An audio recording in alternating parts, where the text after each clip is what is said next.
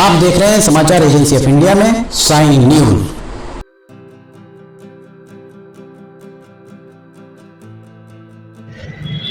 नमस्कार दोस्तों, समाचार एजेंसी ऑफ इंडिया की साइन न्यूज में लिमटी की लालटेन के 457वें एपिसोड में एक बार फिर आपका स्वागत है। हिमालय के क्षेत्र में जिस तरीके की स्थितियां बनी हुई हैं, उन स्थितियों के चलते फिलहाल जो जोशीमठ की स्थिति है वो किसी से छिपी नहीं है। हिमालय क्षेत्र के लिए ठोस कार्य योजना बनाने की जरूरत है।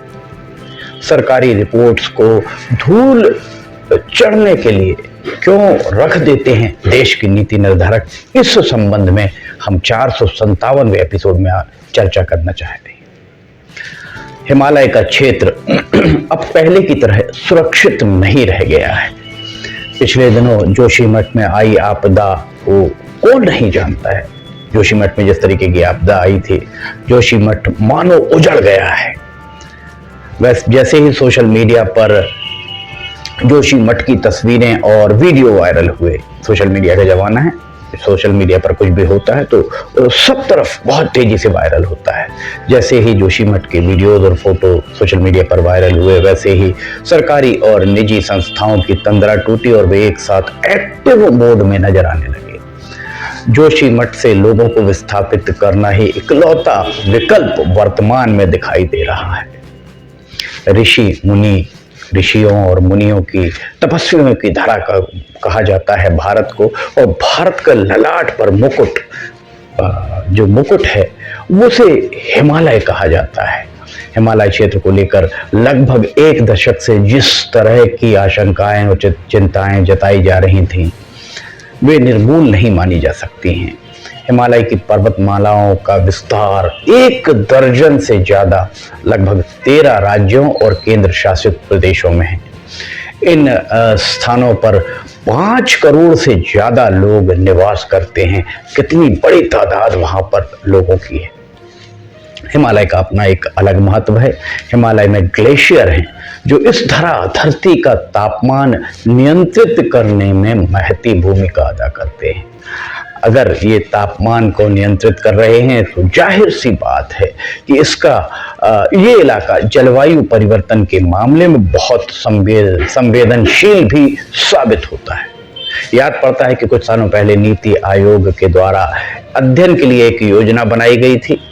इसका विषय यही रखा गया था कि पर्वतों में पर्यावरण के अनुकूल पर्यटन विकास कैसे कराया जाए, पर्यटन भी हो और पर्वतों में पर्यावरण का संरक्षण भी हो पाए।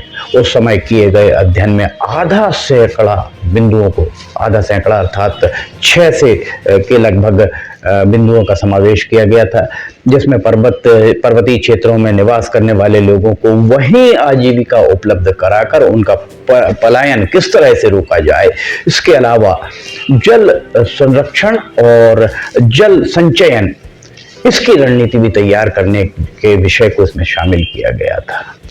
जोशीमठ के वर्तमान हालातों को देखकर यही प्रतीत होता है कि अन्य मसलों पर सरकार के द्वारा बनवाई जाने वाली रिपोर्ट्स, जितनी रिपोर्ट्स हैं उस तरह इस रिपोर्ट को भी ठंडे बस्ते के हवाले कर दिया गया, जिस पर परत दर परत धूल जमती गई, जिसका अंजाम जोशीमठ के वर्तमान हालातों के रूप में सामने आ रहा है। जोशीमठ की स्थिति, जो वीडियोस और फोटोज आ रहे हैं, बहुत भयावह माने जा सकते हैं। इस बात से इनकार नहीं किया जा सकता। गोविंद वल्लभ पंत राष्ट्रीय हिमालयी पर्यावरण संस्थान के द्वारा पिछले साल अर्थात जून 2022 में एक रिपोर्ट जारी की गई थी। इस रिपोर्ट में 2 टूक शब्दों में, स्पष्ट शब्दों में कहा गया था कि पर्वतीय, विशेषकर हिमालय वाले क्षेत्र में पर्यटन की गतिविधियों के चलते हिल स्टेशन, जो पहाड़ों पर स्टेशंस होते हैं, हिल स्टेशन कहलाते हैं,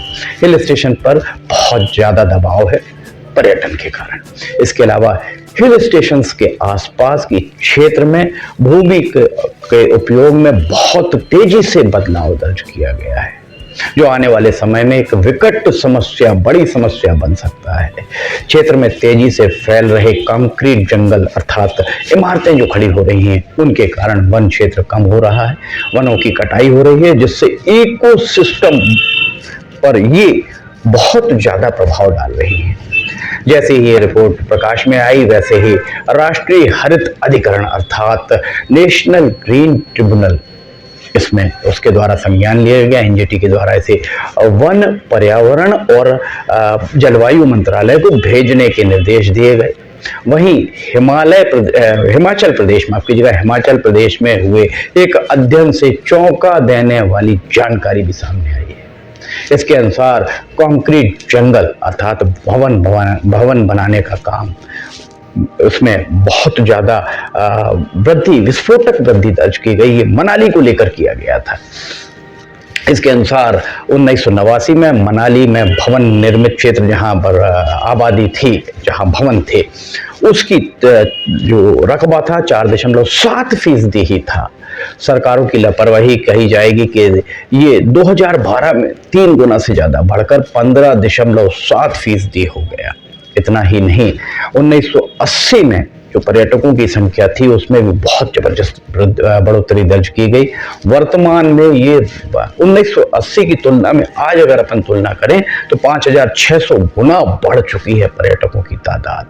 अब आप समझ सकते हैं कि पर्वतों की ओर पर्यटक आकर्षित तो हो रहे हैं, पर दबाव किस कदर बढ़ता जा रहा है। पर्यटक आते हैं तो उनके रुकने के लिए आश्रय स्थल अर्थात होटल्स की तादाद भी बढ़ी है। पर्यटकों के लिए पेयजल, खान पान की मांग भी बढ़ी है और उनके मलमूत्र आदि के निस्तारण की तादाद भी बहुत ज़्यादा बढ़ी है, जिसका कोई सुनिश्चित उपाय या प्रक्रिया में नहीं है। आज मनाली भी धंसने की कगार पर ही दिख रहा है। दूसरी ओर जोशी मठ में भूगर्भ में कटाव भी साफ तौर पर देखा जा रहा है। कुल मिलाकर एक बात साफ है, पर्यटन अपनी जगह है और पर्यावरण को बचाना अपनी जगह है। सरकारों को चाहिए कि पहाड़ी इलाके जहाँ पर भी है, जहाँ पर्यटन होता है, पहाड़ी इलाकों में जिस तरह से दबाव बढ़ रहा है, उसे पर्यटन के साथ, पर्यटन होता रहे, उसके साथ कम कैसे किया जाए, इस पर विचार किया जाए। इन क्षेत्रों में ड्रेनेज सिस्टम भी फुल प्रूफ बनाने की बहुत ज़रूरत है। अन्यथा आने वाले समय में लोग पर्वतीय इलाकों में पर्यटन के लिए जाने से तरसते नजर आएंगे, क्योंकि वे स्थान बचेंगे ही नहीं। अगर ऐसा होता है तो किसी को आश्चर्य नहीं होना चाहिए। लिमटी की लालटेन के 457वें एपिसोड में फिलहाल इतना ही। अगर आप समाचार एजेंसी ऑफ इंडिया की साई न्यूज़ में लिमटी की लालटेन देखना चाहते हैं तो आप समाचार एजेंसी ऑफ इंडिया की वेबसाइट या साई न्यूज़ के न्यूज़ चैनल पर जाकर आप इसे देख सकते हैं। रोजाना सुबह 7 बजे इसका प्रसारण होता है। आप एक और हम आपको जानकारी दे दें कि खबर 1 मिनट भी समाचार एजेंसी ऑफ इंडिया की साई न्यूज़ में आरंभ किया गया है। 1 मिनट की खबर में सब आपको दिखा दिया जाता है। अगर आपके आसपास इर्द गिर्द कोई ऐसी घटना घटी जो आप 1 मिनट में उसका वीडियो बनाकर भेज सकते हैं, तो हम, अगर वो प्रसारण योग्य होगा, तो प्रसारित करने का जरूर प्रयास करेंगे। लिमटी की लालटेन के 457वें एपिसोड में फिलहाल इतना ही। समाचार एजेंसी ऑफ इंडिया के सहयोगी अखिलेश दुबे के साथ लिमटी की लालटेन का 458वां एपिसोड लेकर बहुत जल्द हाजिर होंगे। फिलहाल आपसे इजाजत लेना चाहते हैं। जय हिंद।